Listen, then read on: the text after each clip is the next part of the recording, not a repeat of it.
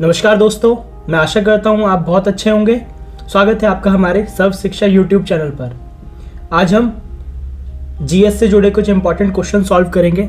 आज का लेक्चर हमारा मेनली साइंस पे फोकस रहने वाला है, तो साइंस के हम इंपॉर्टेंट क्वेश्चंस करेंगे जो कि फिजिक्स, केमिस्ट्री और बायोलॉजी से होंगे। तो आप वीडियो के साथ बने रहें, आप पूरा वीडियो देखें। चलिए शुरू करते हैं। First question, the study of flower is known as. तो जो फूलों की स्टडी होती है, जितने भी टाइप के डिफरेंट टाइप के आप देखते हैं कि फ्लावर पाए जाते हैं, तो उनके बारे में जो सारी की स्टडी होती है उसको कहा जाता है एंथोलॉजी। तो एंथोलॉजी रिलेटेड है स्टडी ऑफ फ्लावर्स से। एंथोलॉजी को दूसरे अगर हम बात करें तो यहाँ पे इसको फ्लोरिकल्चर भी बोलते हैं। ठीक है, तो आप पेपर में कंफ्यूज नहीं होंगे, फ्लोरिकल्चर भी लिख के आ सकता है या फिर एंथोलॉजी भी। तो याद रखना है आपको, एंथोलॉजी स्टडी होती है फ्लावर की, इसलिए इसका आंसर हो जाएगा option number B. Question number second है, the pH value of human blood. तो ह्यूमन का जो ब्लड होता है, इंसानों का जो खून होता है, उसकी पीएच वैल्यू क्या होती है। तो आप देखेंगे कि जो पीएच वैल्यू होती है वो डिपेंड करती है कि वहाँ पे कितनी पावर है, और जितना ज़्यादा हाइड्रोजन उसके हिसाब से उसकी जो वैल्यू होगी वो अलग अलग होगी। ठीक है, तो आपको देखना है कि ह्यूमन का जो ब्लड होता है उसका जो पीएच होता है वो ध्यान रखेंगे आप 7.4 होता है। ठीक है, तो आपने देखा होगा कि एक स्केल होता है जिसपे हम मेज़र करते हैं कि कौन सी चीज़ एसिडिक है, कौन सी चीज़ बेसिक है। तो इसमें आपने देखा होगा 0 से 7 और 14 के तक हमारे पास वहाँ पे पूरा का पूरा एक स्केल में मेजरिंग वैल्यूज़ होती हैं। तो जो चीज़ 7 से नीचे होती है, 0 और 7 के बीच में होती है, वो एसिडिक होती है। 7 पे जो चीज़ होती है वो न्यूट्रल होती है, और 7 के बाद जो चीज़ होती है 14 तक, वो सारी की सारी बेसिक सब्सटेंस होते हैं। तो आपको ध्यान रखना है कि जो ह्यूमन का ब्लड होता है वो अल्कलाइन नेचर का होता है, मतलब बेसिक होता है। तो इसीलिए उसको ध्यान रखेंगे आप, 7.4 उसकी पीएच वैल्यू होती है। तो option number C. Question number 3 है, हीमोग्लोबिन इज ए। हीमोग्लोबिन क्या होता है। तो आपने देखा होगा ब्लड के अंदर हीमोग्लोबिन पाया जाता है। हीमोग्लोबिन एक टाइप का प्रोटीन होता है। जनरली जो हीमोग्लोबिन होता है वो आरबीसीज के अंदर पाया जाता है, और ये ऑक्सीजन कैरी करता है हमारी बॉडी के लिए। तो आपको ध्यान रखना है, और इसी की वजह से हमारा जो ब्लड होता है वो रेड कलर का होता है। ठीक है, और जो हीमोग्लोबिन होता है तो ये पर्सन टू पर्सन वेरी करता है। आप देखेंगे कि कुछ इंसानों में हीमोग्लोबिन की मात्रा अलग होती है, कुछ में अलग होती है। ठीक है, और आप जनरली एक चीज़ आपको ध्यान ही रखनी है कि जो मेल्स होते हैं उनके अंदर हीमोग्लोबिन की मात्रा ज़्यादा होती है एज़ कम्पेयर टू फीमेल्स। तो इसीलिए आपका आंसर हो जाएगा ऑप्शन नंबर ए, थर्ड का। क्वेश्चन नंबर 4 है आपका, the vitamin that is most rapidly manufactured in our body. तो हमारी बॉडी के अंदर कौन सा जो वाइटामिन है बहुत जल्दी बन जाता है। तो विटामिन डी। तो विटामिन जो डी होता है वो जनरली सिंथेसाइज होता है जब हम सनलाइट में बैठते हैं। तो धूप में जब हम रहते हैं तो हमारी बॉडी के अंदर विटामिन डी सिंथेसाइज होता है, बनता है।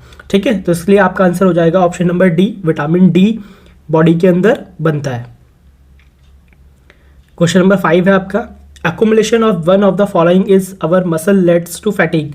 आपने देखा होगा जब हम देर तक एक्सरसाइज करते हैं या कोई फिजिकल एक्सरसाइज करते हैं, तो आपने देखा होगा हमारी जो मसल्स होती हैं वो थकने लग जाती हैं, फैटिग उनमें हो जाता है, क्रैम्प्स पड़ने लग जाते हैं। तो ये किस वजह से होता है। तो क्रैम्प्स पड़ते हैं क्योंकि हमारी मसल्स के अंदर लैक्टिक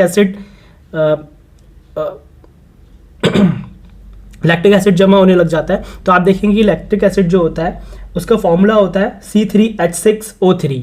ठीक है, तो इसकी वजह से मसल्स के अंदर क्रैम्प्स आने स्टार्ट हो जाते हैं और फिर पेन होने लग जाता है। तो अगर आप थोड़ी देर रुकेंगे, रेस्ट करेंगे, तो जो लैक्टिक एसिड है वो दोबारा से डिजॉल्व हो जाता है और वहाँ पे जो क्रैम्प्स होते हैं वो ठीक हो जाते हैं। ठीक है, तो क्वेश्चन नंबर 5 का ऑप्शन हो जाएगा option number A, lactic acid. Question number 6 है आपका, the escape velocity of earth. Earth की जो एस्केप वेलोसिटी होती है, तो आपने देखा होगा कि किसी भी एस्केप वेलोसिटी क्या होती है, कोई सी भी ऐसी चीज़, ठीक है, अगर वो धरती पे और हम उसे धरती से ऊपर फेंकें तो वो ग्रेविटेशनल फोर्स के कारण दोबारा से नीचे आ जाएगी। लेकिन अगर उसको हम एक स्पीड से फेंकें जो कि वेलोसिटी है हमारी 11.2 किलोमीटर पर सेकेंड, अगर इतनी तेज़ी स्पीड से कोई सी चीज़ आगे ऊपर बढ़े आसमान में, तो वो धरती के ग्रेविटेशनल जो फोर्स है उससे पार हो जाएगी। तो इसलिए आपको ध्यान रखना है, यहाँ पे ऑप्शन हो जाएगा क्वेश्चन नंबर 6 का ऑप्शन नंबर बी, 11.2 किलोमीटर पर सेकंड जो होती है वो एस्केप वेलोसिटी होती है अर्थ की। क्वेश्चन नंबर 7 है which one of the following pair is not correctly match. तो आपको देखना है इनमें से कौन सा मैच नहीं है।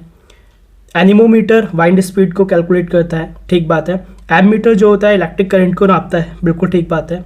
पर जो टैक्योमीटर है, ये टैक्योमीटर जो है वो प्रेशर डिफरेंस के लिए नहीं होता है, ठीक है। आपको ध्यान रखना है जो टैक्योमीटर होता है वो किसी डिस्टेंस को नापने के लिए यूज़ किया जाता है, ठीक है। जैसे मैं कहूँ कि ए से बी एक पॉइंट है, एक ए पॉइंट है और एक बी पॉइंट है, यहाँ की दूरी को नापना है, तो इसको नापने के लिए यूज़ किया जाता है टैकोमीटर। जनरली इसका सिविल इंजीनियर्स यूज़ करते हैं, ठीक है। इसको टेलीमीट्री भी बोलते हैं। तो आप ध्यान रखेंगे कई बार टेलीमीट्री भी पूछ लेते हैं, तो टेलीमीट्री भी यूज़ किया जाता है डिस्टेंस को नापने के लिए, ठीक है। तो ऑप्शन नंबर सी हमारा गलत है, इसलिए आंसर हो जाएगा option number C. Question number 8 है which one of the following method is use to separate water from alcohol. तो अगर एल्कोहल और वाटर मिक्स हो चुके हैं, इनको हमें सेपरेट करना है, तो उसको सेपरेट करने के लिए हम एक प्रोसेस कर सकते हैं जिसको बोलते हैं डिस्टिलेशन। तो डिस्टिलेशन प्रोसेस में क्या हो सकता है कि जो डिफरेंट डेंसिटीज़ हैं उनके अकॉर्डिंग क्या हो जाता है, जो लिक्विड है उसको हम सेपरेट कर सकते हैं। तो क्वेश्चन नंबर 8 का आंसर हो जाएगा आपका option number D, distillation. Okay, next बात करते हैं question number 9, the number of chambers in human heart. तो इंसान के दिल के कितने चैम्बर्स होते हैं। तो आप देखेंगे तो ह्यूमन का जो हार्ट होता है इसके अंदर 4 पार्ट होते हैं। तो आपने देखा होगा 2 के अंदर डीऑक्सीनेटेड ब्लड रहता है जबकि 2 के अंदर ऑक्सीनेटेड ब्लड रहता है। तो ह्यूमन के अंदर 4 चैम्बर्स होते हैं, आपको ध्यान ही रखना है, ठीक है। एक आरटीएम होता है, लेफ्ट आरटीएम लेफ्ट वेंट्रिकल, और राइट आरटीएम राइट वेंट्रिकल, ठीक है। आपको चारों पार्ट्स याद ही रखना है। तो इसीलिए आंसर हो जाएगा क्वेश्चन नंबर 9 का option B. Question number 10, which one of the following metal is use with iron to make it rust free. ऐसा कौन सी चीज़ है जिसको मिक्स किया जाता है आयरन के साथ जिससे उसके अंदर जंग ना लगे। तो आपको में ध्यान रखना है आपको इस बात का कि जो क्रोमियम होता है उसको ऐड किया जाता है आयरन के साथ, ठीक है। जब इसको मेल्ट करते हैं आयरन को और क्रोमियम को, दोनों को मिक्स किया जाता है और इससे एक टाइप का एलॉय बनाया जाता है। तो एक ऐसा मेटल बनेगा जो कि रस्ट फ्री होगा, इसमें आसानी से जंग नहीं लगती है। तो आपको ध्यान ही रखना है कि क्रोमियम को मिक्स करने पे जो आयरन होता है वो रस्ट फ्री हो जाता है।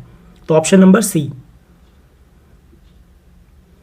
क्वेश्चन नंबर 11 है athlete foot is disease caused by. जो एथलीट्स फुट डिजीज होती है, ठीक है, ये जनरली कब हो जाती है, ये टाइप का फंगस इन्फेक्शन होता है, ठीक है। तो आपको ध्यान रखना है ये इसलिए हो जाता है क्योंकि जब आप लंबे समय तक शूज़ पहन के रखते हैं तो उसके अंदर स्वेट वगैरह ज़्यादा होने की वजह से यहाँ पे जो फंगल इन्फेक्शंस हो जाते हैं, ठीक है। तो जनरली आपका जो टो पार्ट होता है और पैर का अंगूठा और जो बाकी उंगलियाँ होती हैं उनके बीच में फंगस इन्फेक्शन हो जाती है, ठीक है। तो आपको ध्यान रखना है किसकी वजह से होता है, ये फंगस की वजह से होता है और इसका साइंटिफिक नेम है, आप ध्यान रखेंगे, टैनिया पेडिस, ठीक है। तो क्वेश्चन नंबर 11 का आंसर हो जाएगा option number B. Question number 12 की बात करते हैं। In eye donation which part of the donor's eye is utilised. तो जो डोनर होता है वो जब आंखें डोनेट करता है तो उसके कौन से पार्ट को यूज़ किया जाता है आंख के। तो आप देखेंगे कि उसके कॉर्निया पार्ट का यूज़ किया जाता है, ठीक है। तो जनरली कॉर्निया का ट्रांसप्लांट किया जाता है जिससे किसी दूसरे इंसान को देखने में मदद मिलती है, ठीक है। तो आंसर हो जाएगा क्वेश्चन नंबर 12 का option number D, cornea. The major component of honey is. तो आप देखेंगे कि जो हनी होता है, शहद, तो उसके अंदर मेनली क्या पाया जाता है। तो आप देखेंगे कि उसके अंदर पाया जाता है फ्रक्टोज। तो फ्रक्टोज जो होता है, ठीक है, आपको ध्यान ही रखना है, इसका भी फॉर्मूला C6H12O6 होता है, ठीक है, जो कि ग्लूकोज का भी फॉर्मूला होता है, बट इसके अंदर फ्रक्टोज कंपोनेंट सबसे ज़्यादा पाया जाता है, ठीक है। तो आंसर हो जाएगा क्वेश्चन नंबर 13 का सी। क्वेश्चन नंबर 14 है the velocity of sound is minimum. तो आप देखेंगे जो साउंड की वेलोसिटी होती है वो सबसे कम रहती है वैक्यूम के अंदर। वैसे अगर देखा जाए तो जो साउंड होता है वो ध्यान रखना है आपको, ट्रैवल नहीं करता है वैक्यूम के अंदर, ठीक है। तो मिनिमम स्पीड बोली गई है, तो इन सब में से जो आप देखेंगे सबसे कम स्पीड होती है वो किसके अंदर होती है, वैक्यूम के अंदर होती है। तो ऑप्शन नंबर ए।